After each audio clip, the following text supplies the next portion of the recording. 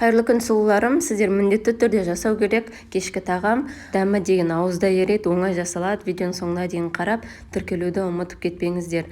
Ең алдымен бізге картоп керек. Үйіңіздегі адам санына байланысты картопты қосасыз. Міне осындай қалыңдықта болуы керек. Барлығында дәл осылай кесіп аласыз. Ешқандай да тұз, ештеңе сеппейсіз және тартылған ет. Ол жерге қара бұрыш, өзіңізге ұнайтын дәмдеуіш, тұз және де мен кішкене паприка қостым дәмі болу үшін, және де су қосып бір келкетіп араластырыңыз.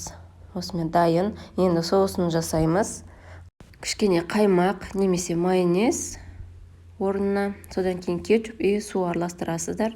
Оғанда ешқандай тұз, ештеңе салмайсыз. Барлығын дайындап болғаннан кейін табамызды алып, жан-жақтарын майлайсыздар. И осындай ретпен барлығында орналастырып шығасыз.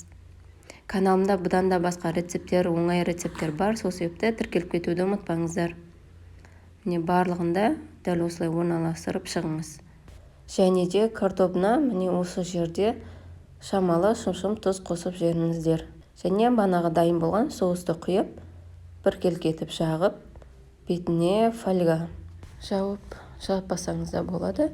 180-190 градуста 35-40 минут ұстайсыздар. Міне осылай дайын, өте дәмді шығады. Толық піседі. Міндетті түрде каналыма тіркеліп, лайк басып қойыңыз.